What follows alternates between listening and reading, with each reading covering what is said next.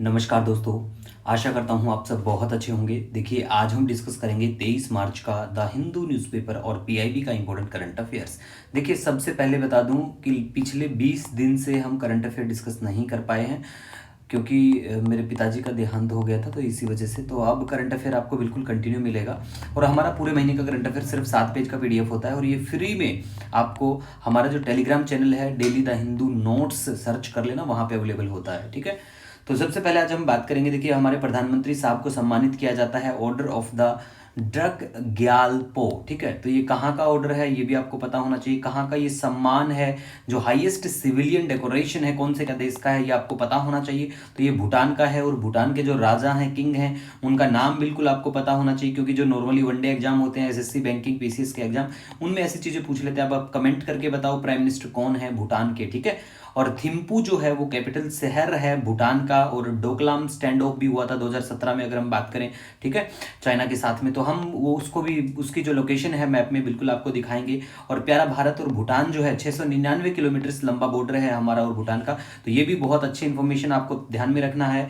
और भूटान में एक रिवर है, बिल्कुल लॉन्गेस्ट है यहाँ पे, जिसका नाम है मानस, ये भी ध्यान में रखना है। और वर्ल्ड की फर्स्ट माइंडफुलनेस सिटी भूटान में बिल्कुल, और उस शहर का नाम क्या है ये आपको ध्यान में रखना है, ग्लैफू। ठीक है। अगर आप करेंसी के बारे में बताना चाहें तो कमेंट करके बिल्कुल बता सकते हैं। वैसे भूटान के साथ में भारत ने बहुत सारे प्रोजेक्ट किए हैं, बहुत सारे यूपीआई सिस्टम को भी हम वहां पे लेके आए हैं, तो वो सब हमने डिस्कस कर रखे हैं, और भी हम डिस्कस करेंगे, स्पेशली हम जब जो इंडिया के नेबर हैं उसकी सीरीज करेंगे तब। ठीक है। No need to worry. Comment करके कुछ भी अच्छा इंपॉर्टेंट पॉइंट्स अगर आपको मिलता है तो बिल्कुल एक दूसरे की हेल्प कर सकते हो। दूसरी हम यहाँ पे डिस्कस करेंगे। देखिए, international day of forest very very important है, बिल्कुल आपको पता होना चाहिए। 21 मार्च को ये दिन मनाया जाता है, और इस बार का थीम है forest and innovation, new solution for a better world. बिल्कुल आपको ध्यान में रखना है। थीम तो पूछ लेते हैं, जैसे वेटलैंड डे कब मनाया जाता है, कमेंट करके बताओ। और इस बार का वेटलैंड डे जो है उसका थीम क्या है, बहुत इंपॉर्टेंट है ऐसी चीजें। ठीक है। और देखिए, पहली बार इंटरनेशनल डे ऑफ फॉरेस्ट के बारे में बात करें तो ये 2013 में बिल्कुल इसको ऑब्जर्व किया गया था, मनाया गया था। और टोटल फॉरेस्ट एरिया जो है वर्ल्ड का 4.06 बिलियन हेक्टेयर्स है, जो कि 31% है टोटल लैंड एरिया का। भारत, प्यारे भारत का टोटल फॉरेस्ट एरिया कितना है, कमेंट करके बता दो। ठीक है गाइस। दूसरा देखिए, India state of forest report 2021। ठीक है। तो इस रिपोर्ट के अकॉर्डिंग देखिए, ज्यादा तो हम यहाँ फाइंडिंग्स की बात नहीं करेंगे, स्पेशल वीडियो में बात करेंगे फॉरेस्ट रिपोर्ट के बारे में कंप्लीटली, या फिर हम इकोलॉजी का जो सेक्शन लेके आएंगे उसमें बात कर लेंगे। लेकिन आपको इंपॉर्टेंट पॉइंट सबसे जो मेन है वो तो पता होना चाहिए कि फॉरेस्ट कवर जो है इन टर्म्स ऑफ एरिया के हिसाब से अगर हम बात करें तो वो सबसे ज्यादा मध्य प्रदेश में देखने को मिलेगा, फिर अरुणाचल प्रदेश है, छत्तीसगढ़ है, ओडिशा है। अगर हम बात करें forest cover as proportion of total land area की बात करें, सबसे ज्यादा मिजोरम में देखने को मिलेगा, फिर अरुणाचल मेघालय में देखने को मिलेगा। ठीक है।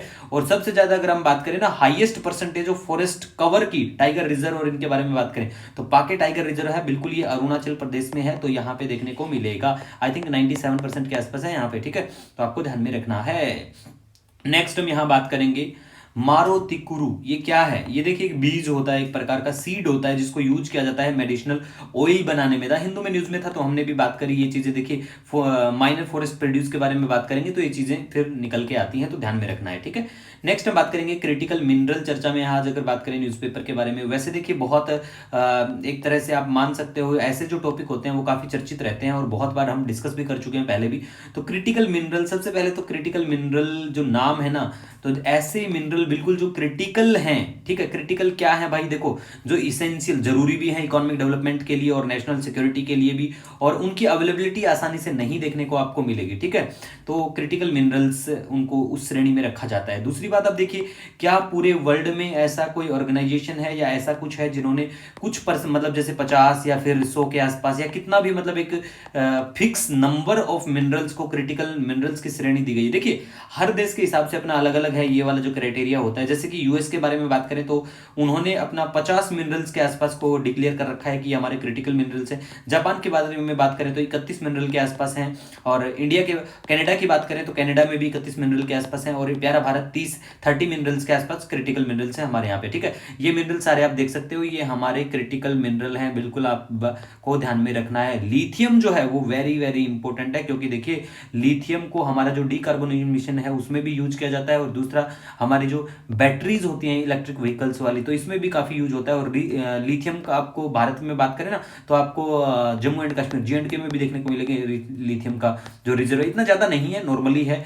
वैसे भारत की बात चली हुई है कि अफ्रीका से हम लोग वहाँ से लिथियम अब लेके आएंगे, वैसे ऑस्ट्रेलिया से भी हम लेके आते हैं। आप कमेंट करके बताओ लिथियम ट्रायंगल में कौन से 3 देश आते हैं।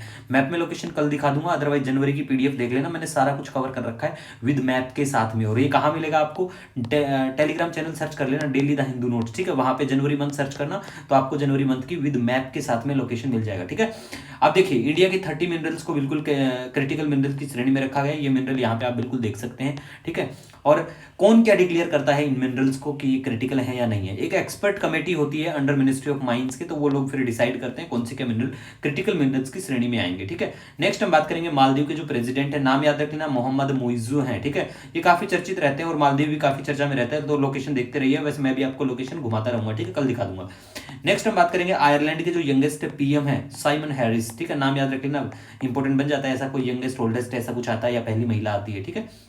नेक्स्ट हम बात करेंगे बहाई कम्युनिटी के बारे में। ईरान में ये इस कम्युनिटी के लोग देखने को मिलेंगे और मेनली ये माइनॉरिटी है वहाँ पे, तो ईरान में है इस कम्युनिटी के लोग, ठीक है। ग्रिड इंडिया के बारे में बात करें तो इन्हें मिला मिनी रत्ना कैटेगरी 1 का स्टेटस, मिनिस्ट्री ऑफ पावर, मतलब ये स्टेटस इनको देता है, ठीक है। और ग्रिड इंडिया को फॉर्मली जाना जाता है power system operation corporation limited के नाम से, पोसोको के नाम से।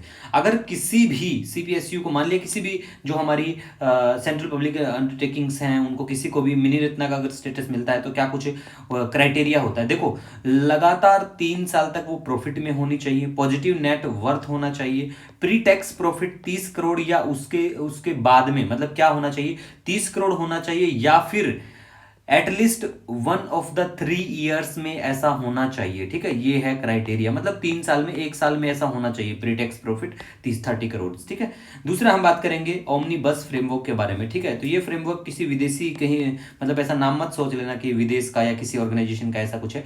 ये RBI इशू करता है रिकॉग्नाइजेशन देने के लिए सेल्फ रेगुलेटरी ऑर्गेनाइजेशन जो होते हैं, रेगुलेटेड एंटिटीज। अब कमेंट करके बता दो क्या कोई पॉलिटिकल पार्टी रेगुलेटेड एंटिटी होती है, चलो कमेंट करके यस और नो बताना, ठीक है। नेक्स्ट हम यहाँ बात करेंगे प्लेसिंग न्यूज के बारे में बात करें तो आज हम भूटान आपको घुमा के लेके आएंगे। तो देखिए भूटान के बारे में बात करें ना, ये है भूटान और यहाँ पे आपको दिखाई देगा चाइना, इधर का एरिया, कुछ एरिया इधर का पड़ता है, तिब्बत का जो ऑटोनोमस एरिया पड़ता है वो इधर। आप हमारे प्यारे भारत के जो राज्य हैं, हमारे अरुणाचल देखने को मिलेंगे, 7 सिस्टर्स आपको देखने को मिलेंगे, ठीक है। दूसरा यहाँ पे आपको डोकलाम जो स्टैंड ऑफ हुआ था ये भी देखने को मिलेगा, चिकन नेक इस एरिया को कहा जाता है, ठीक है। अब कुछ फेमस देखिए यहाँ पे ये आपको देखने को मिलेंगे जो एरिया है, काफी चर्चित रहते हैं भूटान के, जैसे कि देखिए यहाँ पे आपको डोकलाम देखने को मिल जाएगा, ठीक है। यहाँ पे आपको पनगड़ा भी देखने को मिलेगा, याकचू भी काफी फेमस रहता है, ये भी आप देख लेना। और मनचुमा वैली है, काफी फेमस रहती है ये वाली वैली, तो इसको भी आप एक बार देख लेना, ठीक है गाइस। तो देखिए अगर आपका कोई भी सजेशन, कोई सुझाव रहता है, नो डाउट आप मुझे कमेंट या मेल कर सकते हैं। मिलेंगे नए दिन के साथ, तब तक के लिए हैव ए ऑसम डे।